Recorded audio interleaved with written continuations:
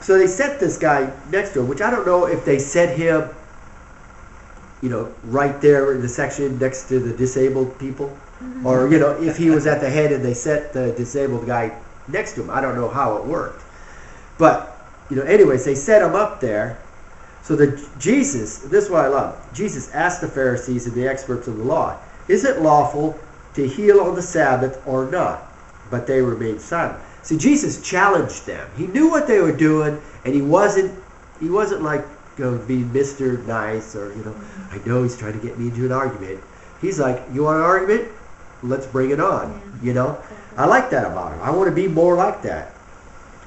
But in America, we're kind of politically, you can't talk about religion, you can't talk about politics, you can't, offend people. But Jesus wasn't about not offending people. But he wasn't doing it just to offend people. Sometimes Christianity, we do stuff just to offend them. Where he wanted to offend them with the power of God. Like he did in Nazareth, he healed some people and people got offended because of who he was, or who they thought he was, who they knew he was. They knew he was the son of Joseph. They didn't know he was the son of God. So their offense shut down the power of God. But here it was, they remained silent.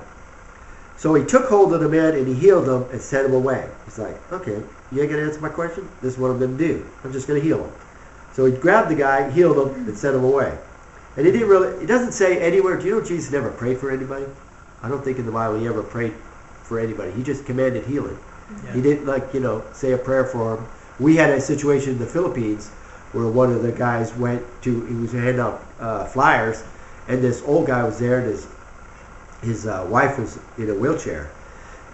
And he invited him out to the crusade, and the guy said, well, I can't really go, my wife's disabled, He goes, well, we could pray for her. He said, can you pray for my wife? He said, yeah. So he prays for his wife, and then the guy goes, well, is she healed now? Can she walk now? She can walk now, right? Could you pray? I mean, you're the man of God. Yeah. And he's like, well, I guess so. Sometimes we pray, we don't pray in faith. We don't actually believe. We're just saying a prayer just to pray or whatever. We don't actually believe it works. But this guy, he wasn't a Christian. He was like, all right. Kind of like, you take your car to the mechanic and you give it to him, but then you go to pick it up, you expect it to be fixed. Mm-hmm. He brought his wife to the man of God and expected his wife to walk. So he said, she can walk now, right? He's like, okay, I guess so. So they grabbed one side and they picked her up, and she got up and she started walking a little bit at a time, and before you know it, she's went up across the street, talked to her neighbor. It was just this great miracle. But it's kind of like that. It's like we don't really expect that God can do something, but we pray anyways. Well, we could pray. I don't know if God's going to do anything, but we could. We don't really pray in faith. But I think that's kind of the centurion faith, where you actually believe that it's going to happen, that you act. I remember a story about Finney, where he went to preach a revival, and the elders of the church were there. And they said, oh, Brother Vinny, we've been praying for 2 years for a revival.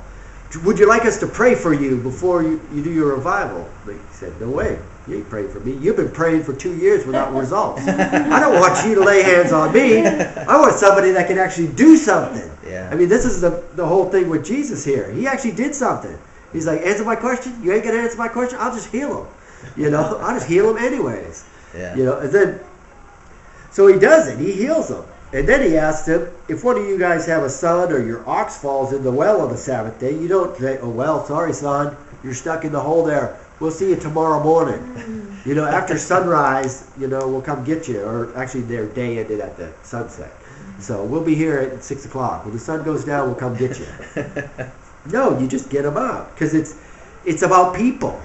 God's heart's for people. Jesus' heart for Jerusalem was for the people, but they wouldn't receive it. But of course, the sick guy received it because he wanted it. He's like, yeah, you think I like dropsy? I don't like it. I'm glad you guys invited me. Even if your invitation was to set this guy up, that's the only reason you invited me. Think about that, a prominent Pharisee, and all of a sudden he's like, oh, we got to set this Jesus guy up. Do we have any sick people here? No. Go grab the guy down the street with dropsy. Invite him over to eat. So that guy's sitting there, he's all sick, and all of a sudden this religious guy shows up at his door, hey, you want to come to a party? Like, you never talk to me. I walk past you in the street. You never say hi to me or nothing. Now you want me? Yeah, I guess I'll go. Yeah, whatever. But it was all a setup. Think about that. Then the next time he's like, he goes home. He's like, yeah, I went to that party, man. That religious guy invited me, and this Jesus guy healed me, you know. And the guy's like, arr. And then the Pharisee's like mad. He's like, oh man, he healed him. Now what are we gonna do? You know, they don't want to get another guy, sick guy. He'll just heal him too. So he says to him, you don't see, because you're not about people. You're about the book or whatever. You know, you're about theory. You have a theory of God. You know, you know what God is like because you read His book, but you've never experienced Him. It's kind of like, I can read a book about Winston Churchill, but being in his presence is a totally different thing. Or somebody famous. You can read the book, but you can't really know him because you don't know him because you haven't experienced him. And Jesus wanted them to experience God and experience His heart, but they wanted I'm just comfortable knowing Him. It's kind of like Moses. The people wanted to hear from God, but Moses was one that walked into the cloud to see God. He's like, I don't want to just hear from Him. I just don't want to read about Him. I want to experience Him. I want Him to be Him. And you know what? It may kill me to go see Him, but I want to go. I will go into the darkness and the lightning and the thunder and the fire if it gets me into His presence. You guys just want to stay back here and be afraid and, like, well, I don't want to do any of that crazy stuff, that crazy Pentecostal stuff or whatever, But if it gets you into the presence of God, do you want to do it? Yeah. No, I'll just stay here and read my Bible. Say my prayers, Don't get no answers. But, at least I prayed. You make it an exercise.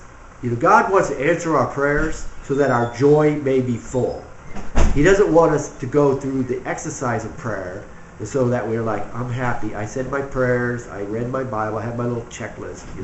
He wants us to have a relationship with Him. Yeah. So then he says to him, he noticed that the guest had placed the places of honor at the table. And he told the parable, when someone invites you to the wedding feast, do not take the place of honor for the person more distinguished than you may have been invited. If so, the host who invited you will come in and say to you, give this man your seat, and then humiliate you, and you will have to take the least important place. But when you are invited, take the lowest place, so that when your host comes, he will say to you, friend, move up to a better place.